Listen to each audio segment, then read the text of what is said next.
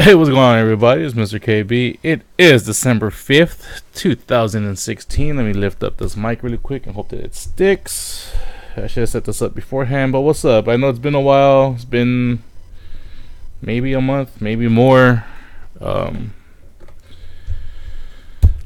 really been nothing to report, to be honest. I think around week 6, week 7, it's been the same. Like, there was one game where the Niners kind of made it a game, and I believe that was last week against the Dolphins. And I'm gonna be completely honest with you guys. I've maybe watched a half of every Niner game since my last video, and some games I've completely just missed altogether. I mean, look, don't get me wrong.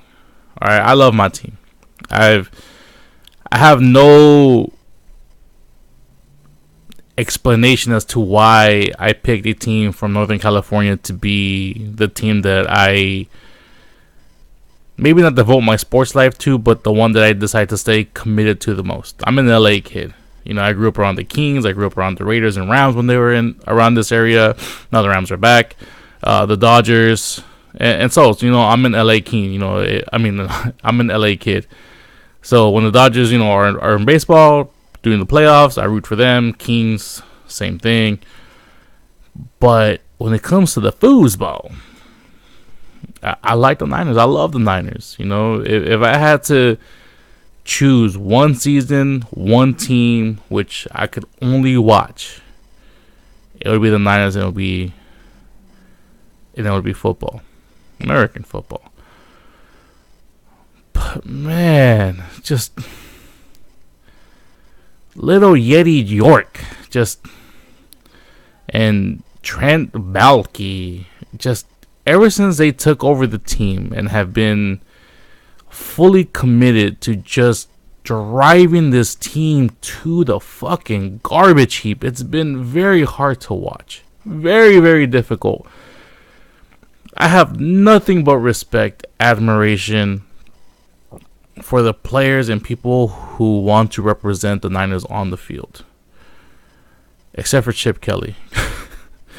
I can't stand Chip Kelly. This whole season, during everything, just when they lose, he just stands there like a no emotion sack of potatoes. And I'm gonna say sack of potatoes because I don't want to be just straight out vulgar for no reason whatsoever. But yesterday's game, now if you guys recall my last video, and I can't specifically remember when that was, I said the Niners will lose every game that remains with the exception of the Chicago Bears. Even as a fan, as a passionate 49ers faithful, my bare minimum expectation for this team was to beat the Bears for the remainder of the season. And not only do they lose to the Bears, they lose by 20 points to the Bears. 26-6. It got so bad they removed Kaepernick again and put Blaine Gabbert back in.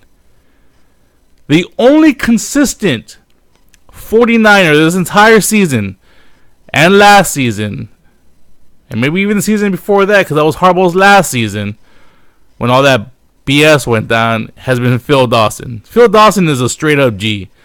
Why he still plays for the Niners, I have no idea whatsoever.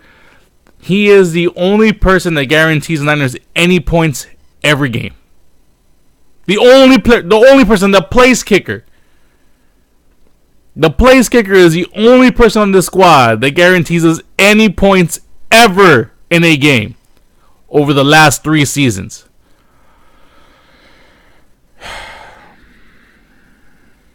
So now with them losing to the Bears, I honestly think they're going to lose the remainder of the actual games. And let me look up really quick because I should have had all this prepped, but I came home a tad bit early, and I'm like, you know what?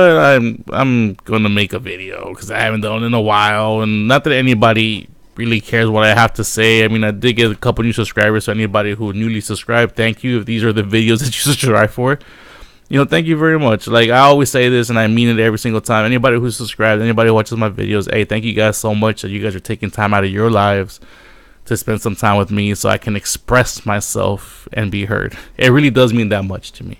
I know I'm just some guy on the internet, but it really does mean that much to me. All right, let's look this up here. 49ers, and see what they got left.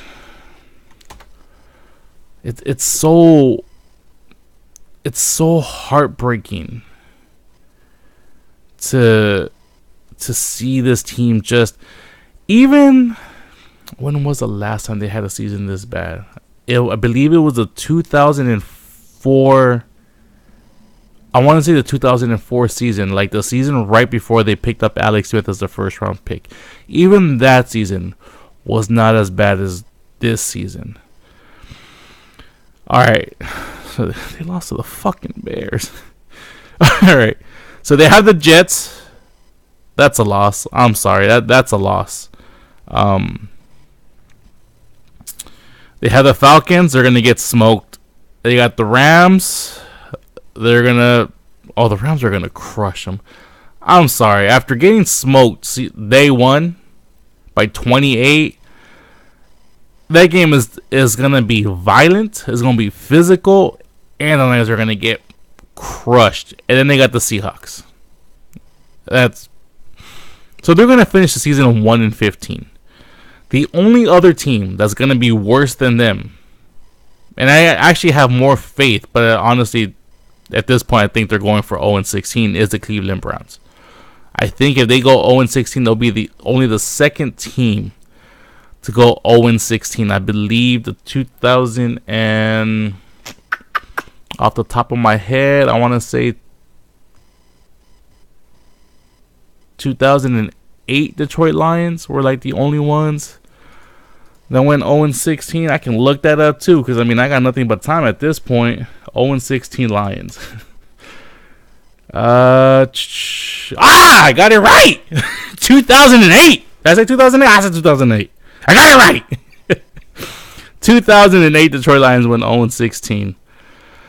It looks like the Cleveland Browns may be the second team to actually do that. Now they'll get the first pick. But even at 1-15, like, what do we have to look forward to? The 4 of the top 5 prospects that are in the mock drafts currently right now are all on the defensive end, and they're all defensive linemen, defensive tackles, edge rushers, whatever the case may be. And normally I'd be like, yeah, that's cool, but this team does not, like, yes, of course, an edge rusher, a defensive tackle is always a good draft pick, but when you have somewhere to plug in this edge rusher, there's just nothing.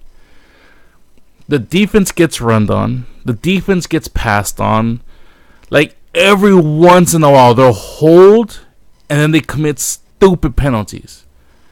The offense is lackluster. There's very little excitement. Like, yeah, Kaepernick had one good game. Big whoop. Yes, okay, great. You know, he became the Kaepernick of old for one game. And then just to get totally just crushed and decimated by the fucking Bears. It's been hard. This season has been extremely hard. But my commitment does not waver. I'm still going to root for them. I'm still going to love them come next season. You know, there's always next year, and that's kind of what I have myself going. So what I want to see, because I don't know. I want to say I'm going to make another video, but I'm not 100% sure if that's going to happen. So basically what I want from this team is I want it cleaned. I want Chip Kelly to go back to Oregon or wherever the hell he's going to go to. I don't want him in the sideline. He is complete and utter trash. I said it when they hired him, that this was possibly the worst hire that you can actually do. I even commented saying that I would rather have Tom Sula back for a second season than to have Chip Kelly. Sure enough, Tom Sula finished 5-11. Now, the door on 5-11 is not closed for Chip Kelly to match that. It's not. I mean, they could go on a 4-game winning streak and finish 5-11. But look at me. Look at me. Look. Do we really have any faith whatsoever that they can win 4 straight after losing 10 straight? Has it been 10 straight? Has it really been 10 straight? 1-15, they're 1-11. No, they've lost 11 straight. Fuck. There's no hope. You know, with Tom Sula, yes, he was lost. He was inexperienced, but even then, there was a little bit more emotion in his head. Like, a lot of it was dumbfoundedness. Like, he didn't know exactly what to do. But Chip Kelly's supposed to be this big genius, this smart guy who is going to improve this team. He's going to finish worse than Tom Sula, who, to be honest, and, you know, from what little I saw in the history I know of him in the franchise, he was a smart guy. He just wasn't ready for that level of experience leap. You know, like if he would have been the defensive coordinator or maybe gone up to like assistant head coach. You know what I mean? Like was he no, he wasn't a defensive coordinator. He was something below that. I can't remember. I think he was like the lineman coach or something. I can't specifically remember. Which proves my point. He's like a forgettable guy, you know what I'm saying? But he finished 5-11, and there was always something there with him. And to be fair to him, you know, he inherited a lot of problems and fallout from the Harbaugh situation, which really weren't justifiable. And even with everything that happened, he managed to squeeze out 5-11, and he didn't go on any 11-game losing streak. This guy who was supposed to be like the genius and 11 straight, maybe 1 or 2 close games, with the Dolphins being the latest one. Other than just completely out-coached, just completely decimated. Just I don't even know why he even took the job, and I want him gone. Just gone. No chance. No nothing. Just gone. Leave. Retire. Take your money and retire. I don't care what. I don't want to see him. I vow this. I swear to you guys this. If he is not fired or gone by next season, I refuse to watch any games next season. I will still commit to my team. I will still be faithful to my team. I will not root for anybody else. I will not tune in on Sunday to watch anybody else play with the passion that I do with the Niners. But I will refuse to watch any games. And I did the same thing with the Los Angeles Lakers. Like I said, I'm an LA kid, but I despise Kobe. Despite people thinking that he's the greatest player of all time, whatever, blah, blah, blah, blah, blah. I hated Kobe Bryant. And the last 3 or 4 seasons he was there, I refused to watch any games. I refused to root for that team. I refused to root for any other team in the NBA. But I refuse to watch any games. Now that he's gone, I've been kind of keeping track a little bit more. You know, kind of been more interested. And you know what? The team, I think, is that team, you know, is somewhat beating expectations. But yeah, if Chip Kelly is there next season, I will spend my Sundays doing something else that is not watching the Niners play. I'll watch another team play, or I'll just play video games, or I'll do something else. So I want Chip Kelly gone. I want Trim Balky gone. He's an idiot. That's all I really have to say to him. And with little Jetty, the little man-child, the owner man-child, Prince Joffrey. I just started recently watching that show. I'm going to call dude Prince Joffrey. I want him to grow the fuck up. I really do. You are the owner of the team. Grow the fuck up. Let people talk shit to you. It's a part of life. I know you've had a spoiled, rich upbringing, and you're not used to this shit. The number one goal for any head coach, any position here, is not to kiss your ass and make you feel better about you being rich and owning the damn team. It is to win championships. So people like me can be happy that we tune in on Sunday, that we go to the stadium, that we buy the merch, that we do this, that we invest all this money on the team for them to win. Or at least, at the bare minimum, have a potential to win. I would not care if the Niners finished 7-9 every season, but always gave a good fight, or maybe one or two plays or one or two draft picks or one or two free agent signings from, reaching that apex. And I would tune in and be happy and be disappointed. Yes, of course they lost, but if they were a competitive team, I would rock my Niner gear even harder. So just grow the fuck up. Yes, you're rich. Yes, you own the Niners. Yes, you swindled your way into getting a new, big, badass, technically advanced stadium in Santa Clara. Be happy with that. Hire somebody who knows what the fuck they're actually doing and can win. That's all that matters. So that's what I want from you. As far as the players go, I don't know. I mean, we have good players on there.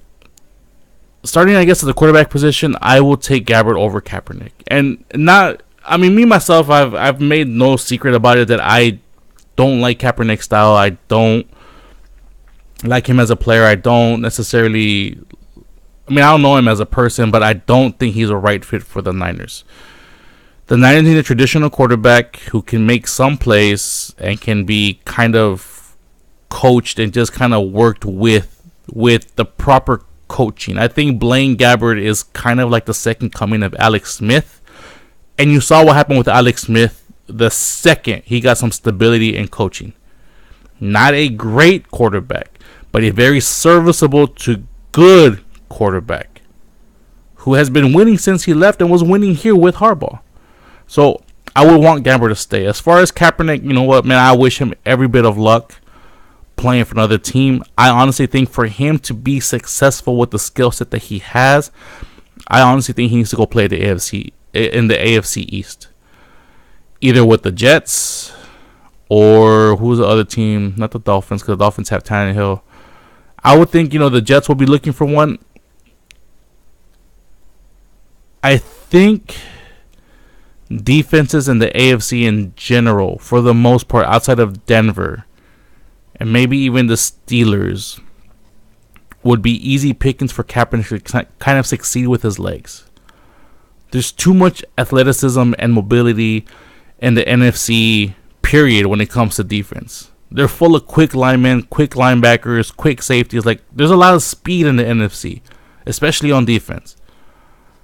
The AFC tends to be more strategic, more traditional, more game plan for it, and I think he can find success there. So I wouldn't necessarily say that New York is the best fit for him, but I think in order for him to succeed, he would have to be a Jet next year. I honestly do believe that. I could be wrong, but I think the Jets would be a perfect fit for him there.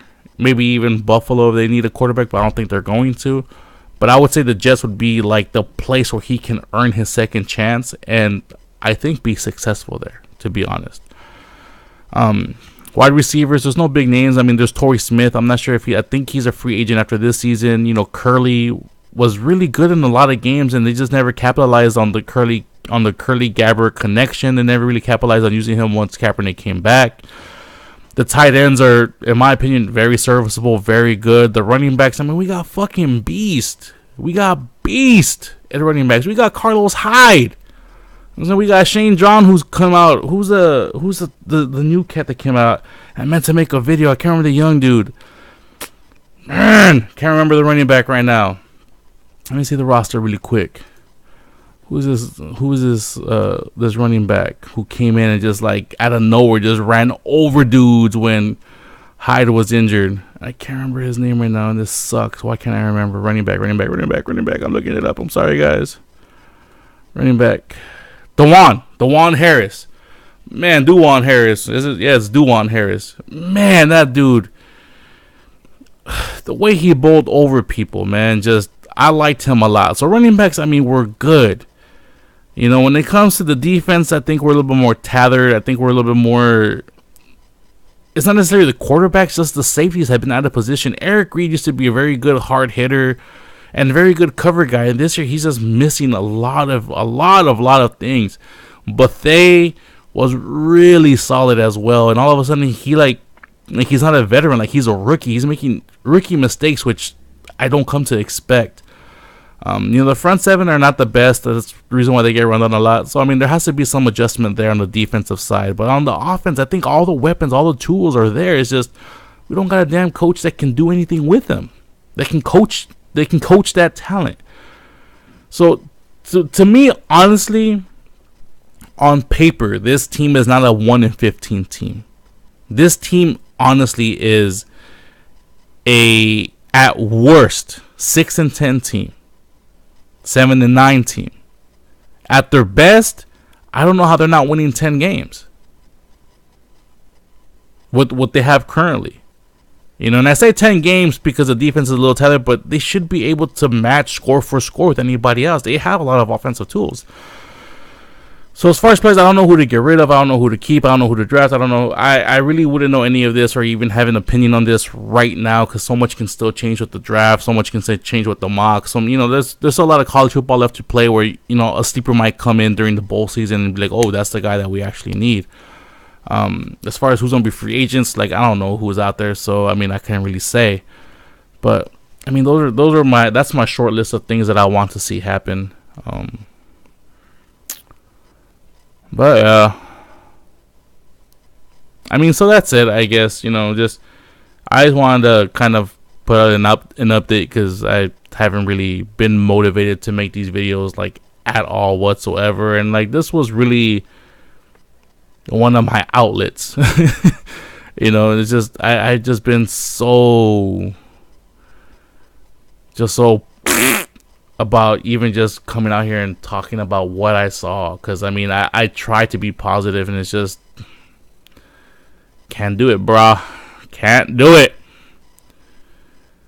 But yeah, man, thank you guys for watching so much. I will try to have at least one more video before the season is over. I will most likely do a video before the season is over, but we got vacation time coming and we got family time coming, a lot of everything else. It's December, and most of the world, I believe, and I don't think I'm speaking out of out of ignorance. I think a lot of countries and states and cities around the world and every continent celebrate some sort of holiday, either religious, traditional, what have you. And for anybody who's out there who doesn't live in the United States or doesn't live in North America, Central America, South America, we traditionally have like Christmas and stuff like that. If you celebrate something else, I'm not sure what gets celebrated outside of Hanukkah in December, but anybody else, you guys know how it is. And family comes first, and it takes time. So